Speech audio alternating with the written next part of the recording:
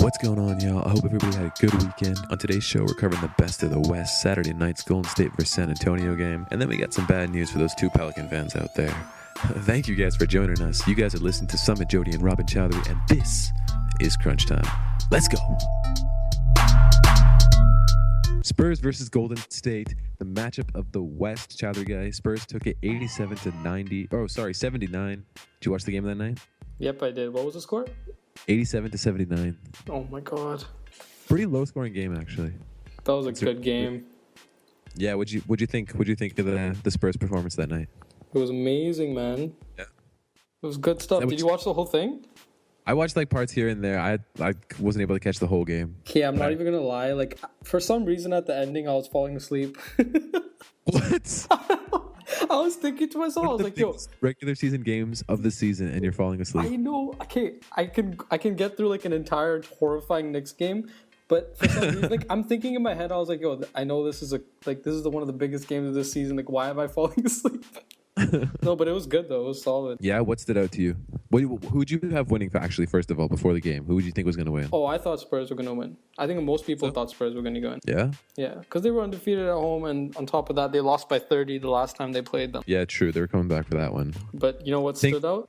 What stood out? Curry, he shot 1 for 12 from three-point range. 8%. What the hell, really? When is the last time we've seen Steph Curry go 1 for 12? Yeah, seriously. I have no idea. You know what he's shooting 46% from three this season, so. Yeah, true. Same with Klay Thompson. Klay Thompson went 1 for 7 as well. Mm-hmm. Klay Thompson actually scored quite a bit. He hit some clutch shots in the fourth quarter. Yeah, he shot 7 for 20 for the game. So, I mean, like, I doubt Klay and Steph are ever going to go, combine 2 for 19 again.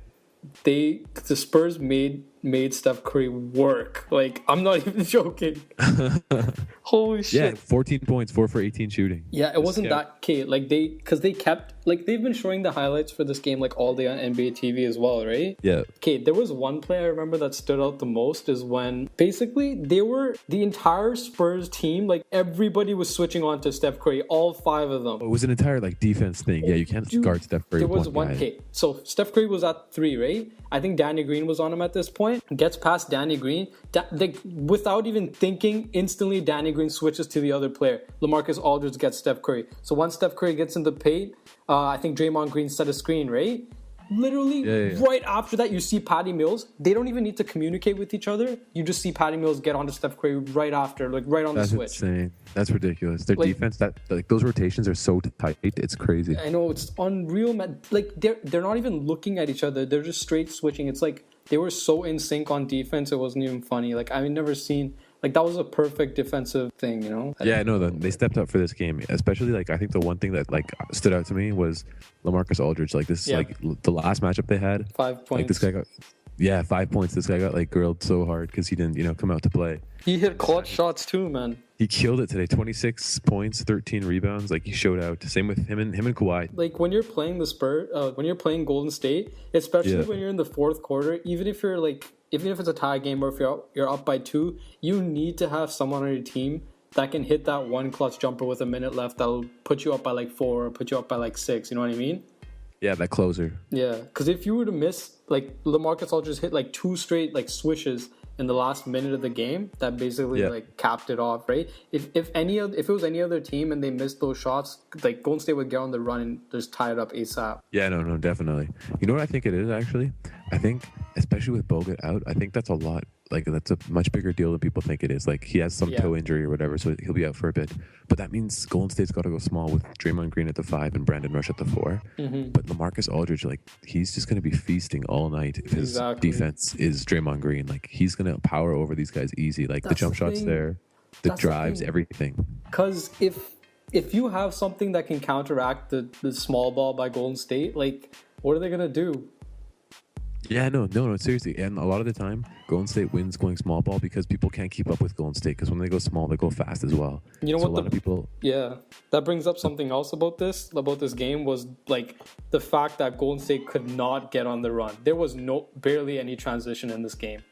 Yeah, no, Spurs shut them down for sure. It was all half court. And although, like, I'm not saying that the Golden State's half court is bad. The fact that That's a whole other thing. Like the fact that they were still in this game throughout the whole thing. They're missing 3 players. Okay, Festus Ezeli, Andrew Bogut, Andre Iguodala, and 2 of those are like really key players. They're missing those 3. They barely could get in transition, which is the best part of the game, and they were still in the game. I know, it's crazy. And like Kawhi Leonard, man, this guy is a stud. This guy would play for 38 minutes, and like this guy, he does everything from defending Steph Curry, Klay Thompson. He still managed to drop 18 and 14. Yeah, like this guy him and Aldridge right now are the future. They're the reason Tim Duncan only needs to play 8 minutes in a game like this for them to win and come off the bench as well, which was like I think like the 3rd time in his career he did that. And after a while, we've seen Danny Green go clutch just like a couple of years ago. I know, right? Danny Green hasn't like figured out how to shoot a basketball all year, and now suddenly this game happened. This guy just lights it up. That's a record for like. Remember when he hit all those threes against Miami in the finals? Yeah. And right after that year, he was just like. He was like non-existent after that. It was like starting a new player in like my career. He just like reset everything. Yeah. But he was good on, like, I'm talking about defensively. He was really good yesterday. He had that block on Steph Curry on 3. Yeah. And then, like, I think that was Danny Green as well. Like, Curry went up for a layup, and it was like an easy layup, and he just blocked him off the backboard. Do you remember that? Yeah, I saw that one. That was a straight-up block. Yeah. But no, like, see, I don't know. The question is, moving forward, do you think San Antonio's defense can keep up for a 7-game series? Do you think they can shut Golden State down for 7 That's games? That's exactly what I was going to say. Okay, basically, San Antonio, they are one of the few teams that can stop Golden State, right? Like, we saw that. They can stop them, but we don't know if they can do that in a 7-game series because they basically had to put everything they had just to stop Golden State and beat them, and they barely beat them when they even did do it. And Golden State was down 3 guys. Yeah, that's true. So we don't know if they can or not. Like, we know it's possible, but we got to see for ourselves if they can do it or not. Because most likely it's going to be those 2 in the Western Finals. See, before this game happened, my biggest fear was Golden State making the NBA boring. You know, like you don't want that one team. Mm-hmm. It's cool to watch at first, that one team like blow through everybody, and like you just know that they're gonna take it every single night. Yeah. But after a while, especially in the finals, you want close games, you want competition. So I mean, if Spurs lost this game on Saturday, that was going to be in my head like, oh shit, maybe Golden State can take the finals like easily and won't even be competitive. Yeah, I know. Like I love Golden State just as much as the next person, but like you want to see that competition. So to see them lose and to see that they're actually not invincible, that was pretty cool to see. Seriously, either way, I think this is like the West Coast Finals. They win every freaking game. What were you gonna say? Like Golden State. Yeah, they win. It makes me so mad. Like it's not fair. Chads, you got the Golden State Warriors here, and then you got your Knicks on the other side. It's just like it's like a constant reminder when you watch them play. It constantly reminds you every other team. You guys all freaking suck, man. Like they're on a whole nother level. They're the biggest talk in the NBA. They're so good. Like even after watching the Spurs game, you just wonder, like, these guys didn't have 3 people, and we witnessed amazing defense by the Spurs, and they were still almost won the freaking game, like, oh. And at the end of the day, even after this game, they're still 62-7. Yeah, dude, they didn't even give a shit that they lost the game, man. Like, did you see the interviews after? Yeah. No, I didn't catch them after. Why? What happened? Oh my God. They were like, Steve Kerr was like, I'm happy about our team. Like, I'm not saying that they should be sad and stuff like that, but they didn't seem that affected. Like they're just like, we know we battled hard. Oh no, they were definitely like, you can't be that successful and then be able to take a loss just like that easily. They definitely talked it over and stuff like that afterwards for sure. Did you hear what Draymond Green said after?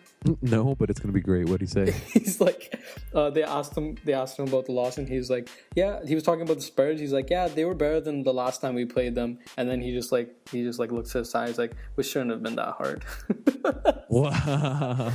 Just straight takes a shot at them. Do you think Golden State has a chance at 72-10? Yeah, they do. They have to go 11-3. Yeah. But do they have any more huge matchups coming up? They're playing the Spurs 2 more times. Oh my God.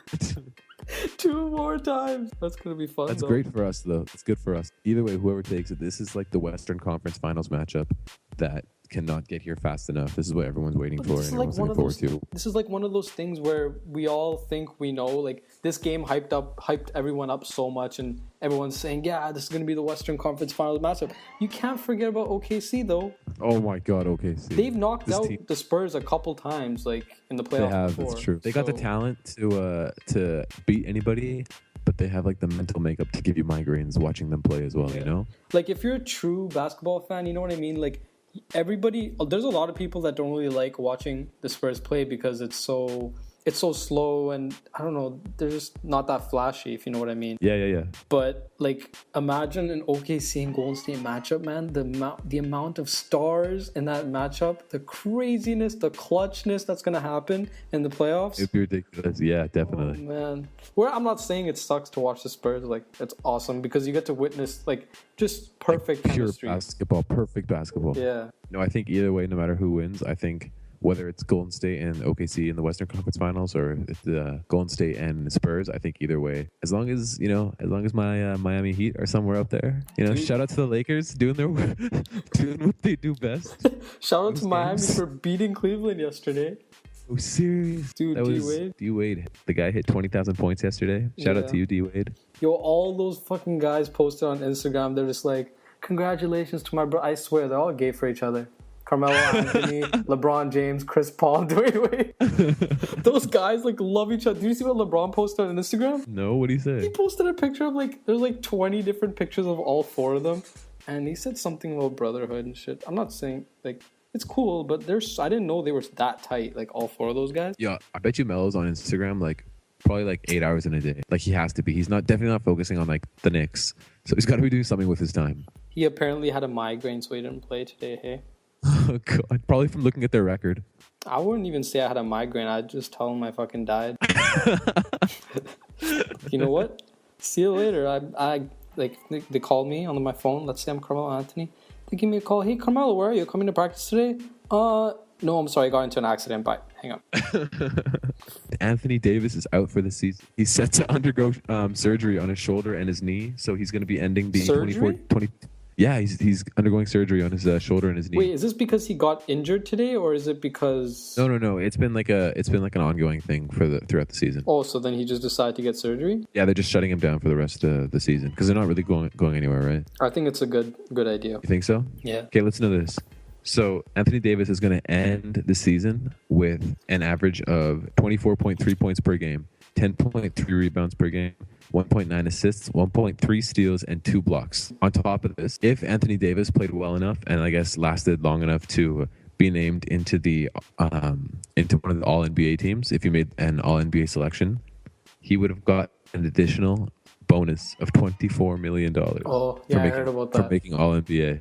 Yeah. So I don't know if these stats enough is going to let him, it's going to get him into a All NBA first team or second team, but. That's a lot of money left on the table. $24 million. Yeah, and on top of that, how much did he get paid? $158? Yeah, 158, something ridiculous. His contract was unreal. I remember when I saw that, I was like, are you kidding me? This guy's just minting money, man. It's crazy. That's because his potential is just unreal, especially after last season.